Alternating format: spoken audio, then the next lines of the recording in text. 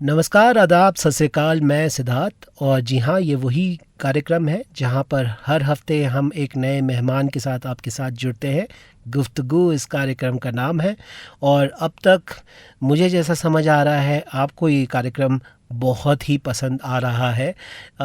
जैसे जैसे मैं कमेंट्स पढ़ता हूँ पिछले एपिसोड्स के, तो मुझे पता चलता है कि आप में से काफ़ी श्रोतागण हमारे इस कार्यक्रम को पसंद कर रहे हैं और हमारे इस कार्यक्रम में आने वाले मेहमानों के साथ जो बातचीत हो रही है उसको भी पसंद कर रहे हैं। तो आज के इस कार्यक्रम में, आज के इस एपिसोड पे जिनके साथ हम जुड़े हैं वो बहुत ही ख़ास मेहमान हैं, या फिर मैं कहूँ कि हमारे साथ आज एक नहीं 2 मेहमान हैं। वो ख़ास इस वजह से है क्योंकि पिछले 4 हफ्तों से आप जिनको सुनते आए हैं वो हमारे शुन्नी यूनिवर्सिटी के फैकल्टीज़ हैं। कोई जर्नलिज़म से, कोई हिस्ट्री से, कोई अंग्रेज़ी साहित्य से फैकल्टी आपके साथ जुड़े हैं, आपके साथ अपनी बातें शेयर की हैं। और आज जो हमारे साथ जुड़ रहे हैं वो हैं हमारे शुन्नी यूनिवर्सिटी के बहुत ही ख़ास स्टूडेंट्स फ्रॉम यूजी प्रोग्राम। हमारे यूजी प्रोग्राम के स्टूडेंट्स जो लिबरल आर्ट्स के स्टूडेंट्स हैं, अपने लिबरल आर्ट्स के इस स्कूल में अपने आखिरी साल यानी ग्रेजुएशन के आखिरी साल में अपने यूजी की पढ़ाई कंप्लीट करने जा रहे हैं। जी हाँ, तो हमारे साथ आज के कार्यक्रम में जुड़ रहे हैं Nikita and Sahil. Nikita and Sahil, welcome to our programme. Thank you so much sir. Thank you sir. So Nikita और साहिल के बारे में मैं कुछ बताना चाहूँगा शुरुआत में आप सबको।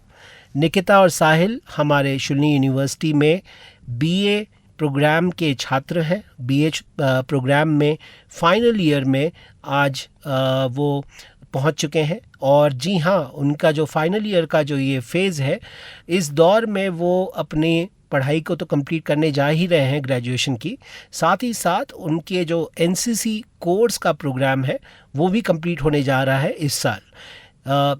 साहिल और निकिता दोनों एनसीसी कैडेट हैं। शुन्नी में जो हमारा एनसीसी का प्रोग्राम होता है उसके तहत दोनों एनसीसी के जो कोर्स है उसकी पढ़ाई करते हुए आए हैं। अपने स्कूल में भी वो एनएसएस और एनसीसी का पार्ट रह चुके हैं। तो उसके बारे में हम साहिल और निकिता से बातचीत करेंगे, उनके जीवन से जुड़ी हुई कुछ ख़ास बातों को हम आपके साथ साझा करेंगे। और चलिए बातचीत को हम शुरुआत करते हैं और निकिता जी के साथ हम शुरुआत करते हैं। निकिता, मैं आपके साथ शुरुआत करना चाहूँगा। आपका जो शुरुआती दौर रहा स्कूलिंग का, वो किस तरीके का रहा? आपने कहाँ से पढ़ाई की अपनी, और आप कहाँ से बिलोंग करते हैं? थोड़ा हमारे दर्शकों को, श्रोताओं को बता पाएंगे आप? जी, सबसे पहले thank you so much sir. आपने स्टूडेंट्स को अपॉर्चुनिटी दी और स्टूडेंट्स में हम दोनों को अपॉर्चुनिटी दी इस पॉडकास्ट के लिए। तो स्कूलिंग से मैं बात करूं तो मैंने पंजाब से अपनी स्कूलिंग की है और केंद्रीय विद्यालय की मैं छात्रा रही हूं हमेशा से। और पंजाब केंद्रीय विद्यालय जालंधर से मेरी स्कूलिंग हुई है और मैंने स्कूल में एनसीसी भी रखा हुआ था, स्काउट एंड गाइड का भी मैं पार्ट थी। इसके अलावा मैं डांसिंग, स्पोर्ट्स में भी काफ़ी रुचि रखती थी, अभी तक रखती हूँ। और मैं रहने वाली हिमाचल शिमला की हूँ सर। और रही बात स्पोर्ट्स की, तो मैंने बास्केटबॉल में नेशनल्स भी 2 बार खेले हैं। वंडरफुल। एंड साहिल, आप कहाँ से हैं और आपकी स्कूलिंग कहाँ से रही है? Thank you sir. मैं हिमाचल प्रदेश के ऊना डिस्ट्रिक्ट से बिलोंग करता हूँ और मेरी स्कूलिंग गवर्नमेंट स्कूल से ही हुई है, बचपन से आखिरी तक। और स्कूल में मैंने एनएसएस रखी थी और मैं एक एथलीट रह चुका हूँ, स्विमर और मैराथन रनर।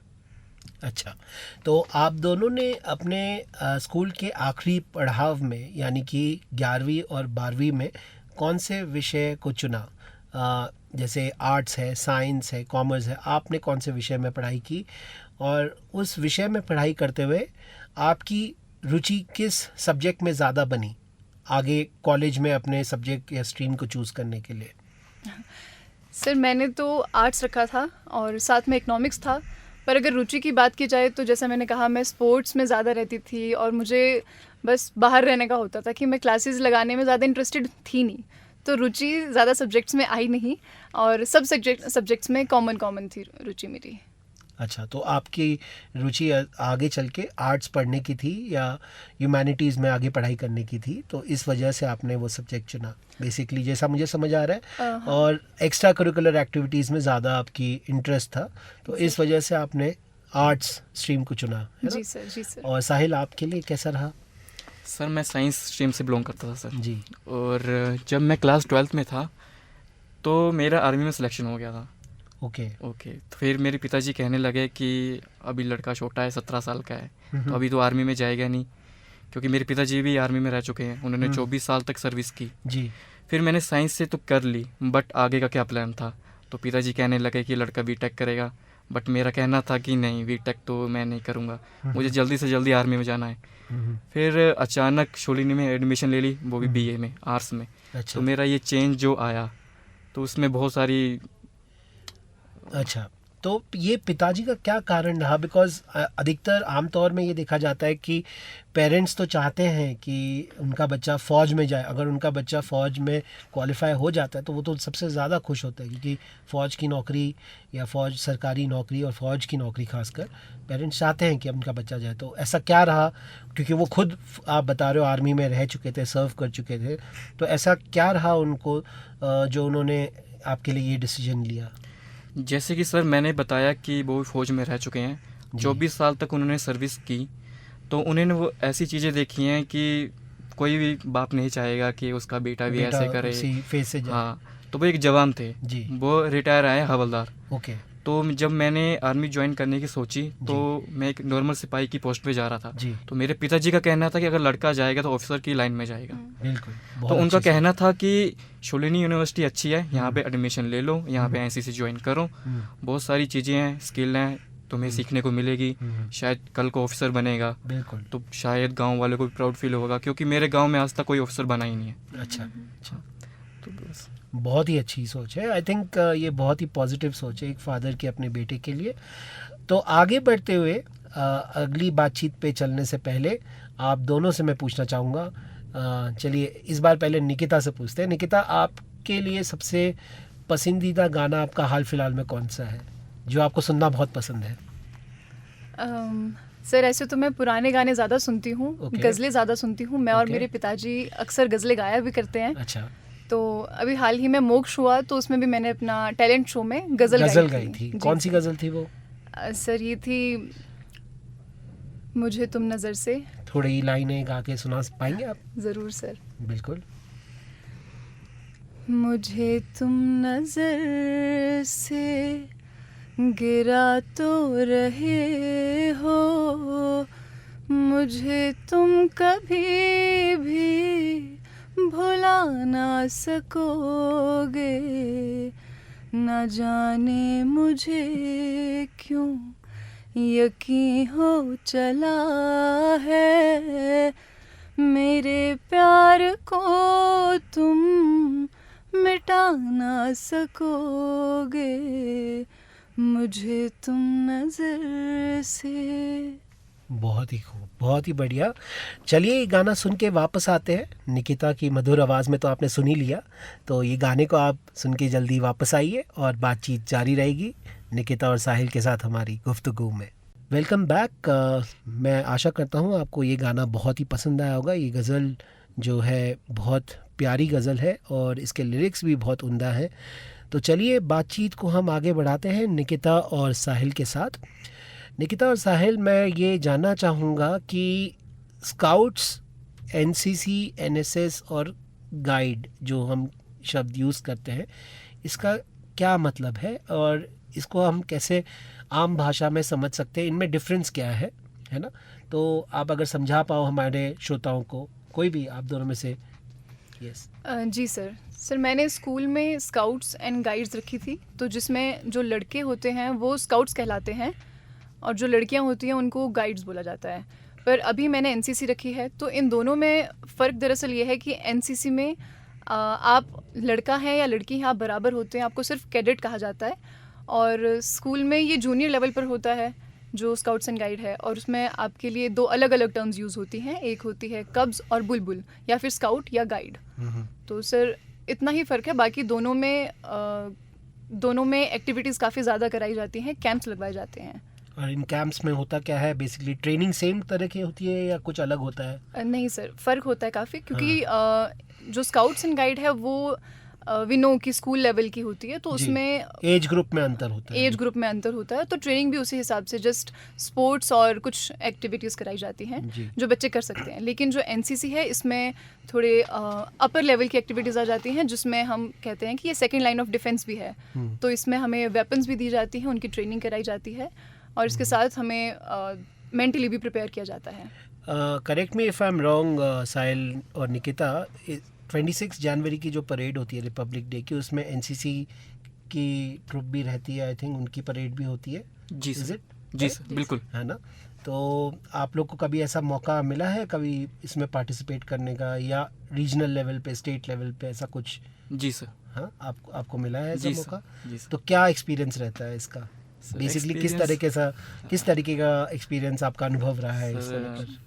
सर ये एक कैंप होता है आरडीसी, रिपब्लिक डे कैंप। जी। इसकी सिलेक्शन चलती है 3 महीने तक। ओके ओके, तो जैसे मेरी बटालियन है 1 HP boys battalion NCC Solan.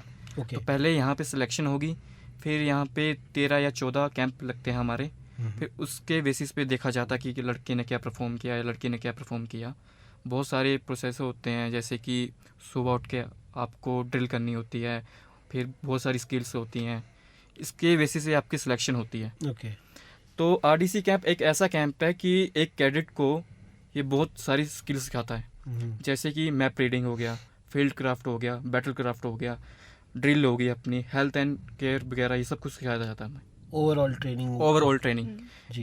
ये 3 महीने का कैंप ऐसा है कि मान लो अगर आदमी 70 किलो का है तो 3 महीने तक कम से कम 50 किलो तक 50 किलो तक रह पहुंच जाएगा। जाएगा। उसके इतनी साथ rigorous होती है। एक कैडेट हमेशा वेपन अपने साथ रखता है सोते वक्त भी। अच्छा। हाँ, तो कम से कम सुबह हमारी होती है 4 बजे, तो 4 बजे हम उठेंगे, बाथरूम में लाइनें लगी होती हैं, कम से कम 300 कैडेट होता है। ओके। तो सुबह 5 बजे फॉल इन होता है ग्राउंड में। तो पहले होगी 1 घंटा पीटी होने के बाद 6 बजे पीटी हमारी ख़त्म हो गई। फिर उसके बाद 6:30 के बाद हमारी ड्रिल होती थी। तो ड्रिल के बाद उस्ताद आते थे और हमारी शुरुआत तो गालियों से होती थी। ओके। हाँ। कि हाँ कैसा है क्या है नहीं है, पहले तो देखा जाता ड्रेसिंग सेंस कैसा है। अच्छा, वो पूरा चेक पूरा चेकआउट होता है, यहाँ तक कि देखा जाता है कि ड्रेस के साथ रुमाल है कि नहीं है। अगर रुमाल नहीं है, जा 50 चक्कर मार के वेपन ऊपर उठा के। अच्छा। अरे। तो बहुत बढ़िया कैंप है और इस कैंप की वैल्यू है। तो इसमें कौन शिरकत करता है? ये जो परेड होती है, जी कौन देखने आते हैं ये परेड? रीजनल लेवल पे जो आप बोल रहे हो कि आपने अटेंड किया है, तो इसमें जैसे हमारे रिपब्लिक डे में राष्ट्रपति होते हैं, प्रधानमंत्री होते हैं, वैसे उधर उस रीजनल लेवल पे कौन होता है? सर हम उनके साथ ही करते हैं परेड। अच्छा जी सर, उनके साथ ही होती जी है। सर, जो आर्मी से आते हैं उनके साथ ही हम अच्छा, parade उनके करते हैं। साथ ही Yes, sir, अलाइन उनके साथ ही होता है। ओके। अच्छा। आगे चलते हुए मैं ये भी जानना चाहूँगा साहिल, निकिता, आपसे, जब आप कॉलेज के लिए एंटर कर ही रहे थे, एज इन 12वीं से आपने कॉलेज के लिए अप्लाई करना शुरू किया, यूनिवर्सिटी में एडमिशन लेने के लिए, तो आपके मन में क्या क्या विचार थे जब आप शुल्नी को अपना चॉइस बना रहे थे as a university for higher education? तो आपने कैसे डिसाइड किया कि यस मुझे शुल्नी में ही पढ़ना है? कई बार बच्चे इस बेसिस पे डिसाइड करते हैं कि, या उनके पेरेंट्स इस बेसिस पे डिसाइड करते हैं कि घर के पास है या सेम स्टेट में है तो बच्चे के लिए आसानी होगी। क्या वो एक कारण था, या फिर कैरियर पाथ को अच्छे से शेप करने के लिए ये यूनिवर्सिटी बेस्ट है, तो ये एक कारण था? क्या वजह रही है आपके लिए, क्या चॉइस रहा? सर मेरे लिए दरअसल मैंने अप्लाई तो 2-3 जगह किया था, पीयू में भी किया था और वहाँ सिलेक्शन हो भी गया था, पर मुझे पता चला कि उनका सेशन काफ़ी लेट स्टार्ट होता है। तो मेरे पास ये चॉइस थी कि हाँ अब शुलिनी ही बचता है और ये बेस्ट भी है ऑफ कोर्स। तो मैंने शुलिनी में अप्लाई किया, और पंजाब तो मैं बचपन से सर रह ही चुकी थी, तो फिर अब था कि हाँ हिमाचल की लाइफ भी देख लूँगी और शुलिनी जो बेस्ट है, जिसकी एनसीसी काफ़ी अच्छी है, तो इसलिए फिर मैंने यहाँ पे ऑप्ट किया। इसलिए यहाँ पे ऑप्ट किया। और आपका क्या कारण रहा? सर मेरा सबसे बड़ा कारण था कि मुझे अपने गांव से बाहर निकलना था, एक्सपोजर के लिए। Yes sir. ओके। तो एक दिन शुलिनी यूनिवर्सिटी से कॉल आ गया कि एडमिशन यहाँ ले लो। तो पिताजी ने बात की जी। तो पिताजी ने एडमिशन करवा लिया। तो पिताजी कहने लगे किस में करेगा, तो मैंने कहा हम बीए में करूँगा। कहते क्यों, तू तो साइंस से था। नहीं नहीं, मुझे बस डिफेंस में जाना है और हाँ। एनसीसी भी ज्वाइन करनी है। जी। तो एनसीसी में ऐसी एक्टिविटी होती हैं कि इतना ध्यान नहीं जा पाता एकेडमी में ज़्यादातर। अच्छा। और जब कॉल आया तो मैंने जिनसे बात की, तो मेरा फर्स्ट क्वेश्चन ये था, एनसीसी है? तो आगे चलते हुए ये बताइए निकिता और साहिल कि जब आप यूनिवर्सिटी पहुँचे, शुल्नी पहुँचे, तो आपको किस तरीके का अंतर महसूस हुआ स्कूल से निकलते हुए यूनिवर्सिटी में जब आप पहुँचे? जब आमतौर में जब पहला साल होता है तो it's like a culture shock for most of the students, क्योंकि आप एक स्कूल एनवायरनमेंट में अब तक पढ़े बड़े हो और आपने जो माहौल देखा है वो स्कूल में अलग तरीके का होता है। यूनिफॉर्म पहन के आप आ रहे हो, सब जो बच्चे हैं एक टाइम टेबल, एक रूटीन के हिसाब से अपनी अपनी क्लासेस में बैठ रहे हैं ना। एक अलग अलग तरीके के सिस्टम ऑफ ऑपरेशन है स्कूल का और यूनिवर्सिटी का। तो आपका क्या अनुभव रहा शुरुआती दौर में? किस तरीके की चीज़ें आपको एक्सपीरियंस करने को मिली? सर मेरा तो सबसे पहला यही अनुभव था, यही एक्सपीरियंस था कि स्कूल में यूनिफॉर्म होती है, यूनिवर्सिटी या कॉलेज में नहीं होती है। तो ये अच्छी चीज़ भी थी मेरे लिए। और दूसरा ये था कि स्कूल के जो टीचर्स होते हैं वो बच्चों के साथ बच्चों को बच्चों की तरह ट्रीट करते हैं जी। लेकिन यहाँ पर फ्रेंड की तरह ट्रीट किया जाता था। बिल्कुल। तो मैं इनिशियली तो मैं बहुत हिचकिचाती थी कि अरे टीचर है, अब कैसे बात करनी है। तो लेकिन फिर भी धीरे धीरे सब कुछ चीज़ें नॉर्मल हो गई। बहुत फ्रेंडली सब फैकल्टी हमारी, ऑब्वियसली लिबरल आर्ट्स की फैकल्टी बहुत अच्छी है, तो बहुत सीखने को मिला इन लोगों से। ये फ्रेंडली वो चीज़ थी, ये मैंने ऑब्जर्व किया था। और सर एक्टिविटीज़ काफ़ी ज़्यादा एक्टिविटीज़ होती हैं, जितनी स्कूल में नहीं होती है उससे काफ़ी ज़्यादा होती है। अच्छा। और साहिल आपके लिए क्या रहा अनुभव? सर मेरे लिए सबसे बड़ा रहा कि तरह तरह के लोग मिले मेरे को। मुझे नए नए लोगों से मिलने का मौका मिला, क्योंकि स्कूल में तो वही रहते हैं आपके दोस्त गांव के या आसपास के, बट कॉलेज में हाँ ये मिला मेरे को कि नया नया सीखने को मिला। सबसे अच्छा मेरे को लगा यहाँ की फैकल्टी। अच्छा। जैसे कि मेरी मैम है एकता मैम, वो अच्छा। स्टूडेंट को बहुत सपोर्ट करते हैं। अच्छा। बहुत ही ज़्यादा। तो हिस्ट्री की फैकल्टी साहिल जिनकी बात कर रहे हैं वो हमारे पिछले एपिसोड में आ चुके हैं, डॉक्टर एकता के बारे में बात कर रहे हैं। हाँ जी।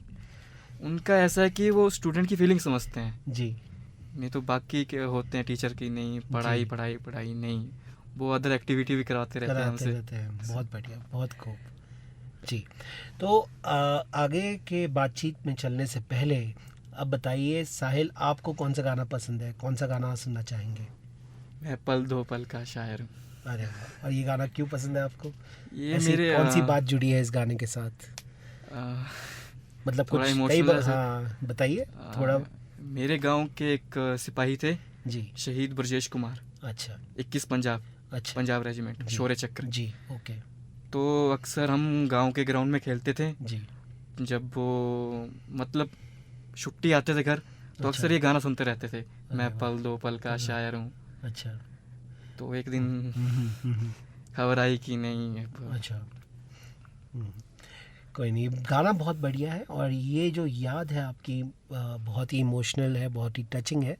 एंड आई एम श्योर आपको ये गाना इनको थोड़ा इस पल को महसूस करने में ज़्यादा हेल्प करेगा और आपको श्रोतागण ये गाना बहुत पसंद आएगा, आई एम श्योर। तो गाने पे चलते हैं और गाने के बाद फिर से हम जुड़ते हैं निकिता और साहिल के साथ। जी हाँ, वेलकम बैक फ्रेंड्स। आपने जो अभी गाना सुना, मैं पल दो पल का शायर हूँ, मैं ये आशा करता हूँ आपको ये गाना बहुत पसंद आया होगा। साहिल की फरमाइश थी जो गाना आपने सुना।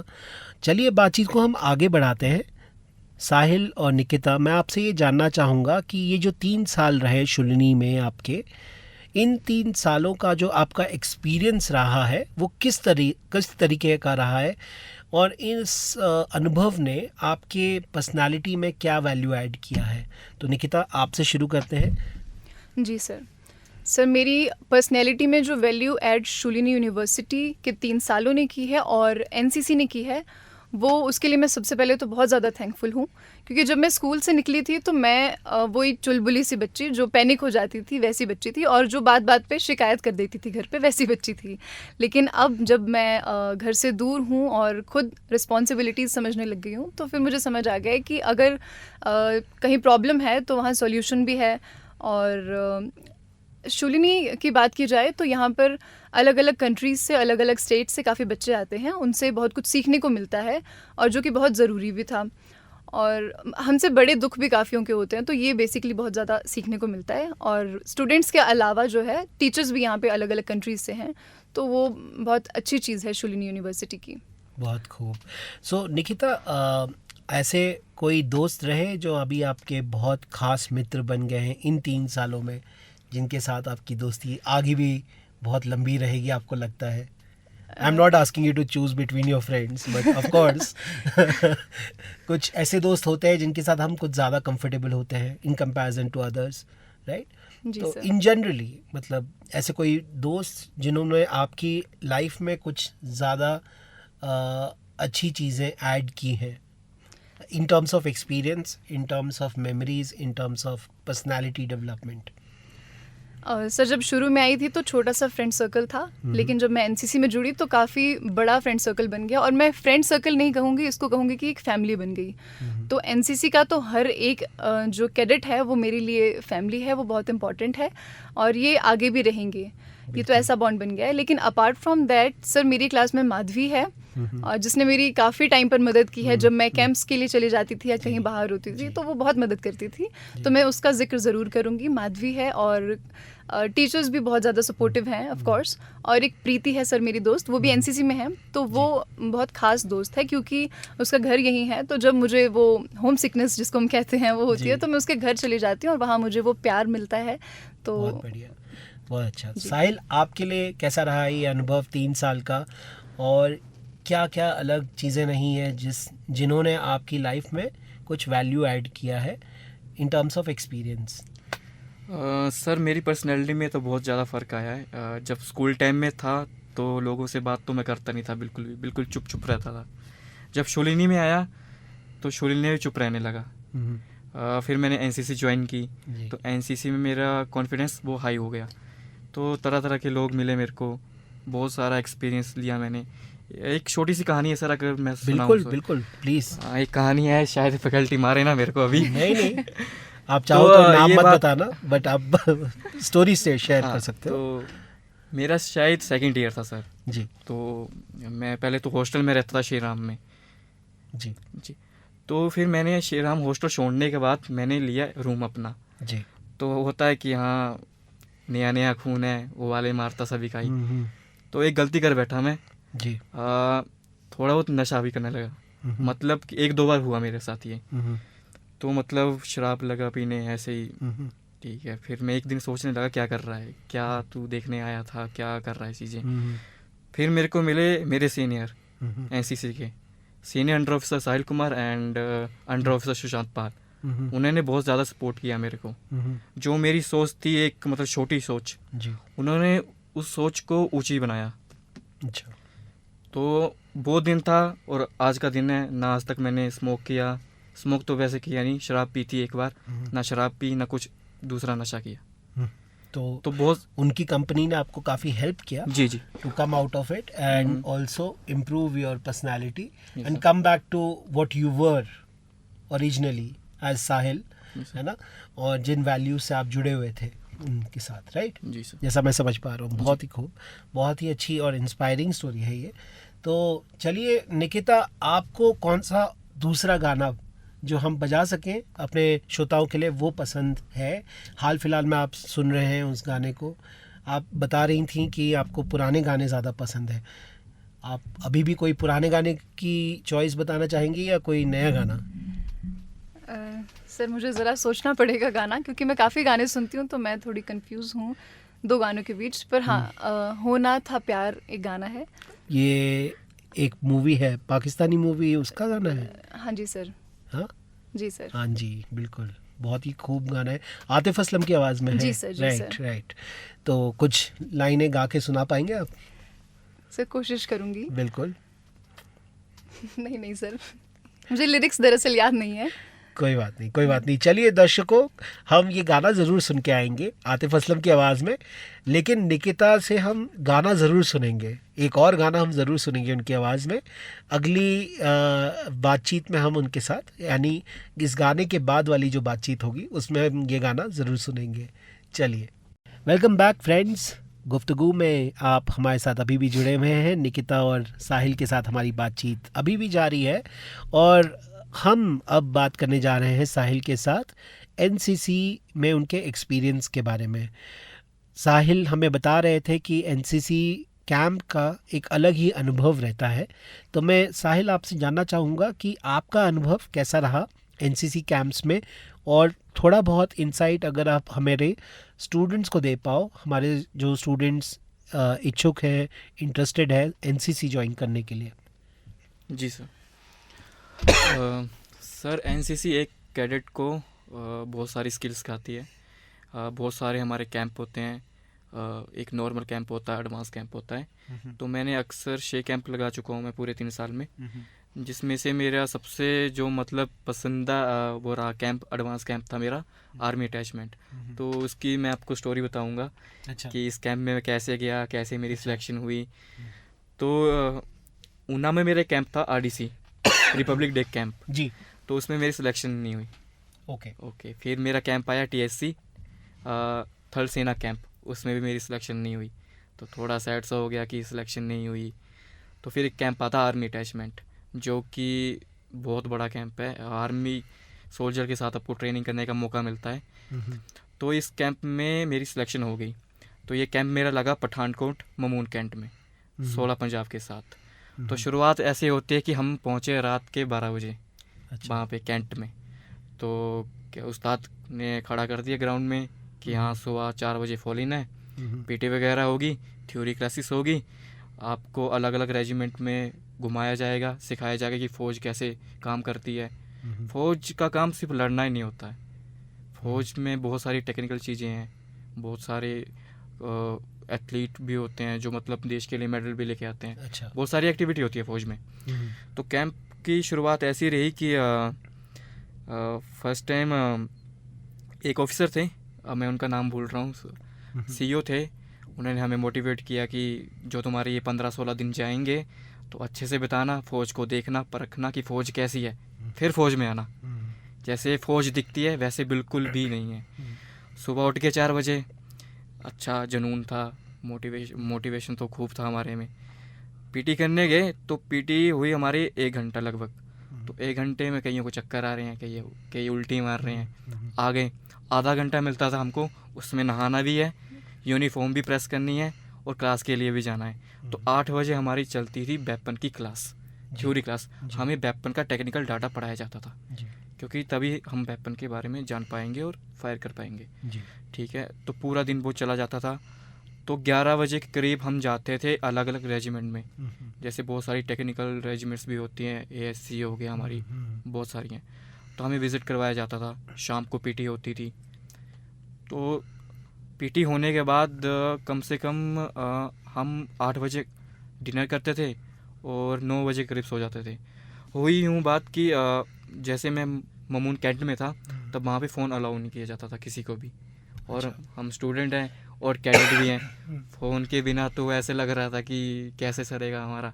बट सीईओ साहब का ऑर्डर था कि इनको फ़ोन तो देने नहीं है, ये फ़ोन में इंस्टा व्हाट्सएप सब कुछ चलाएंगे और बाकी नो एक्सेस टू फोन। हाँ, और फ़ौज में तो फ़ोन अलाउ है ही नहीं। अच्छा। स्मार्टफोन अलाउ नहीं होता फ़ौज में। कोई पकड़ा गया, कोई जवान पकड़ा जाता है तो कम से कम 40 दिन तक उसे क्वार्टर गार्ड होती है एक ड्यूटी।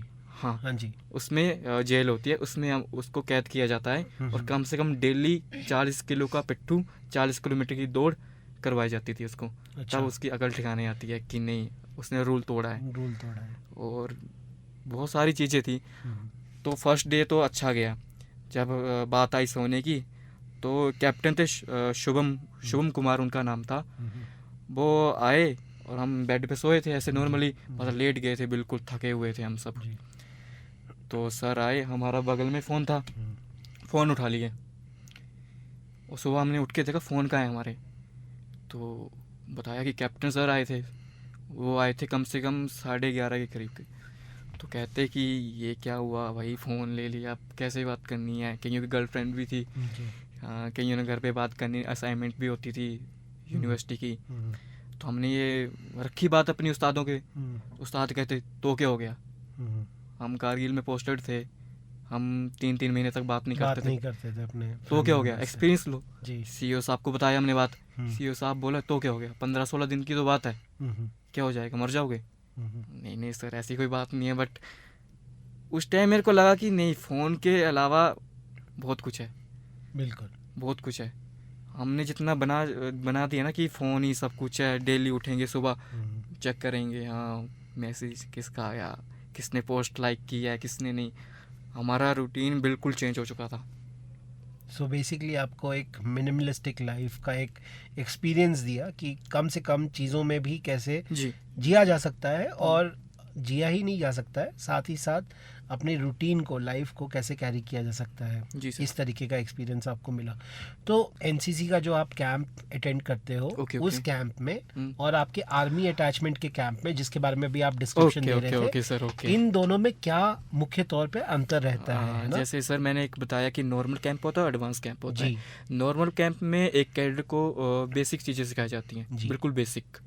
जी। और एडवांस में फौज का एक रूप दिखाया जाता है, हम्म।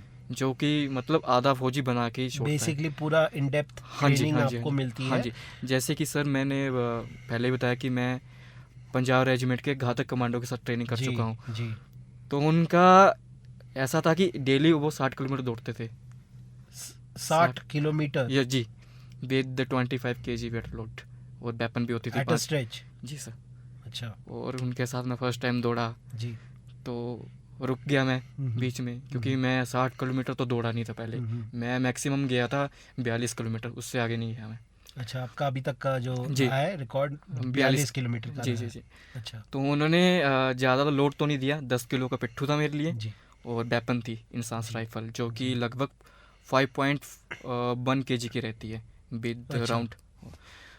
तो मेरे साथ एक उस्ताद था, लांस नायक थे वो। जी। तो उनका कहना था कि रुक मत, मेंटली प्रिपेयर बन, मेंटली तू स्ट्रॉन्ग बनेगा तो कर लेगा। फौज यही सिखाती है कि अगर मेंटली आप प्रिपेयर हो तो कुछ भी कर सकते हो आप। मेंटल स्ट्रेंथ पे बहुत काम होता है जी आर्मी सर। में, है ना? जी सर।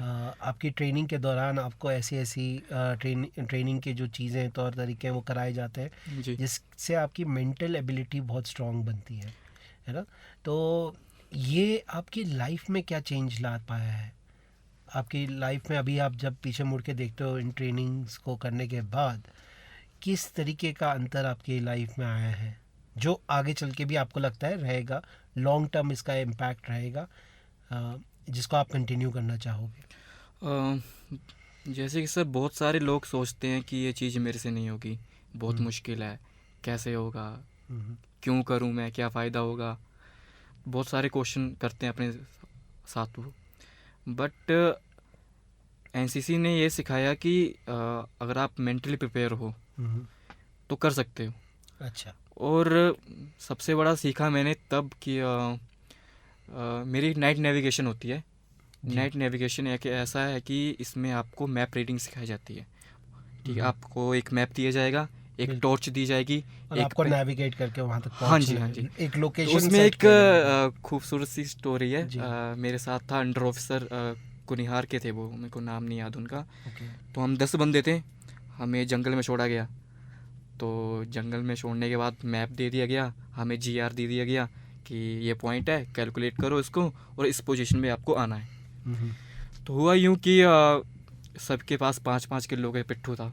5 किलो शायद कम लग रहा है, बट बिल्कुल। जब दौड़ते हैं तो ऐसा लगता है बहुत कि ज़्यादा नहीं, होता है। बहुत ज़्यादा विद वेपन के साथ। बिल्कुल। और तो ऐसा था कि हम दौड़ रहे थे, तो मेरे वाले साथी था जो बड़ी था मेरा, उसका पैर टूट गया।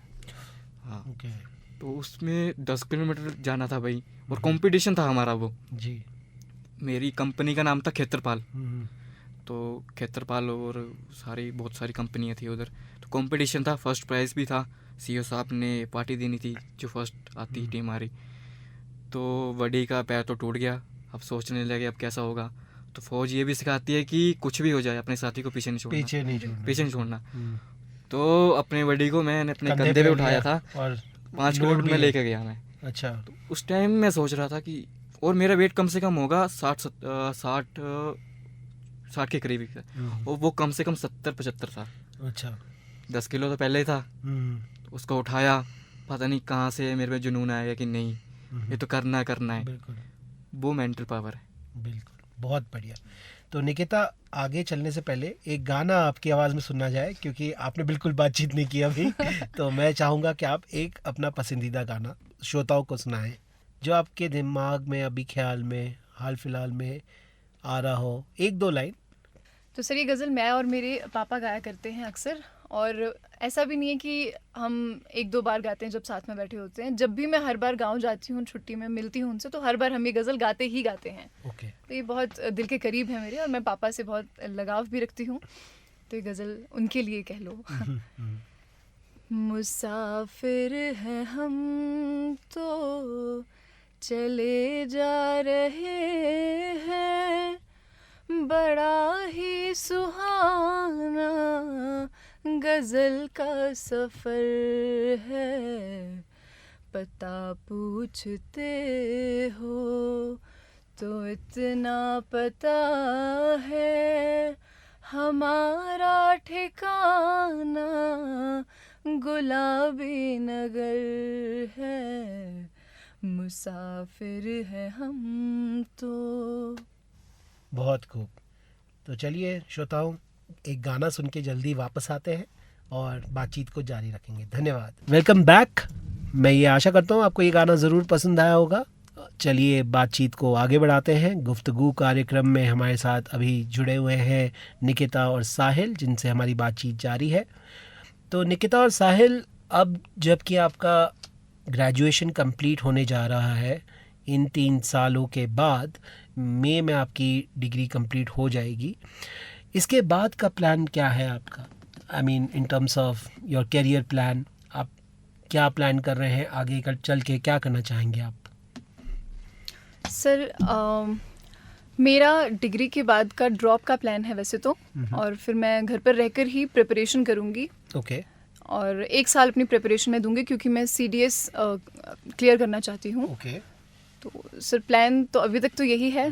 बाकी अगर आगे मैं मास्टर्स का करती हूँ परस्यू, तो उसका अभी तक कुछ प्लान नहीं है। बेसिकली यही प्लान है सर। तो अभी आप फिलहाल CDS का एग्ज़ाम देने में इंटरेस्टेड है, जी सर। तो उसके लिए आप 1 साल की तैयारी करना चाहेंगी, जिसके लिए आप ब्रेक लेना चाहती हैं। जी सर। आपका ये प्लान है। और साहिल, आपका क्या प्लान है, आगे चल के क्या करना चाहते हैं? सर डिग्री के बाद तो मेरा यही प्लान है डिफेंस में जाने का।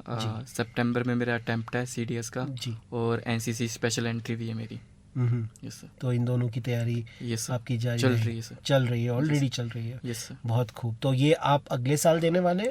नहीं या सर, इसी साल सर। इसी साल है? यस सर, अच्छा। सितंबर में मेरी एंट्री है सर, अरे NCC वाह। स्पेशल एंट्री है। अरे वाह, यस, उसका बहुत इंटरव्यू है सर। बहुत खूब।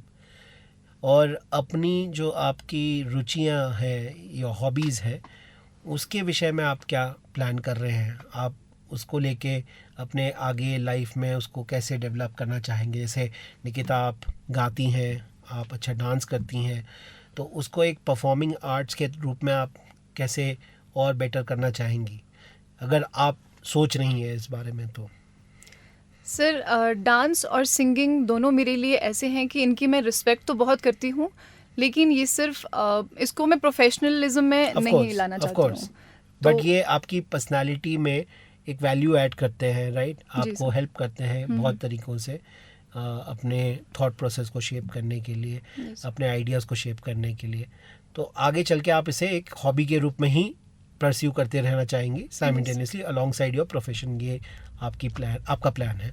और साहिल, जैसा शुरुआत में आपने बताया था, आप एथलेटिक्स में ज़्यादा रुचि रखते हैं, स्पोर्ट्स में ज़्यादा रुचि रखते हैं, जो आपको आपके कॉम्पिटिटिव एग्ज़ाम्स के प्रिपरेशन के लिए भी काफ़ी हेल्प करता है, जो डिफेंस के एग्ज़ाम्स की तैयारी आप कर रहे हैं, है ना? तो आगे चल के आप अपने एथलेटिक हॉबी को कैसे परस्यू करना चाहेंगे? एथलेटिक्स में हॉबी जो है आपकी, वो कैसे आप आगे देखते हो? सर जैसे कि मैंने बताया कि मैं डिफेंस में जाना चाहता हूँ। अगर मेरा इस साल सिलेक्शन हो जाता है तो आर्मी हमें वो अपॉर्चुनिटी देती है आगे खेलों में। जैसे कि सर मैं रनर रह चुका हूँ स्टेट लेवल का, और स्विमर भी रह चुका हूँ, तो मैं आगे जाकर वही कंटिन्यू करूँगा सर। जी, अच्छा, बहुत खूब। और जाते जाते आप अपने जूनियर्स के लिए, आपसे जो छोटे हैं, अभी सेकेंड ईयर और फर्स्ट ईयर में स्टूडेंट्स हैं, उनके लिए कोई स्पेशल मैसेज देना चाहेंगे निकिता और Sahil, as a kind of an inspiration, जो आप एक मैसेज अपने जूनियर्स को देना चाहेंगे? सर, जो मैंने खुद में भी हमेशा इम्प्लीमेंट किया है, मैं तो वही सिखाना चाहूँगी कि खुद को कंफर्ट जोन से हमेशा पुश करो, तभी सक्सेस मिलती है, और सक्सेस नहीं तो कुछ ना कुछ सीखने को ज़रूर मिलता है। और दूसरी चीज़ ये कि हमेशा हर चीज़ का, हर प्रॉब्लम का सॉल्यूशन होता है, इसलिए हार नहीं मानो और ऐसे कोई गलत कदम मत उठाओ, हमेशा सॉल्यूशन की तरफ देखो, और आसपास बहुत लोग हैं मदद करने के लिए, मदद मांगो। और साहिल, आपके लिए? जी सर, मैं एक लाइन बोलना चाहूँगा अपने जूनियर्स को कि अपनी किस्मत पे भरोसा मत करो, अपनी ट्रेनिंग एंड अपनी स्किल पे भरोसा करो, क्योंकि एक ऐसी ये चीज़ है कि आपको आगे तक ले जा सकती है। किस्मत पे तो मैं विश्वास रखता ही नहीं हूँ, अपनी ट्रेनिंग, अपनी स्किल अपनी पे, मेहनत, अपनी ट्रेनिंग, अपनी लगन पे Yes, sir. ज़्यादा विश्वास रखिए। Yes, sir. चलिए, बहुत ही बढ़िया। जैसा कि मैंने आपको वादा किया था कि जाने से पहले हम निकिता से एक गाना ज़रूर सुनेंगे, तो निकिता, जाने से पहले आप हमें कौन सा गाना सुनाना चाहेंगी? सर, मैं सुनाऊंगी दिलों की बात नहीं जानते ये सब जुबां वाले, वफ़ा को जुर्म समझते हैं ये सब जहां वाले। वाह, सर, दरअसल मुझे गाने का नाम नहीं पता है, पर मैं गाकर ज़रूर। जी बिल्कुल। दिलों की बात नहीं जानते ये सब जुबां वाले, वफ़ा को जुर्म समझते हैं ये सब जहां वाले। अगर ये जुर्म है तो ये जुर्म बार बार करूं, कि जब तलक मैं जीऊं तेरा इंतज़ार करूं, तुझे मैं प्यार करूं और इतना प्यार करूं। Thank you. बहुत ही बढ़िया, बहुत ही शानदार, बहुत ही खूब।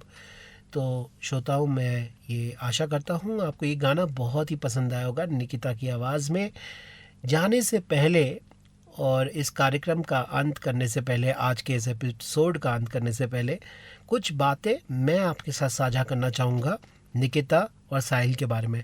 साहिल से मेरी बातचीत तो बहुत कम रही है इन 3 सालों में, बट निकिता को मैंने बहुत क्लोजली जाना है, बिकॉज़ वो मेरी स्टूडेंट रह चुकी हैं।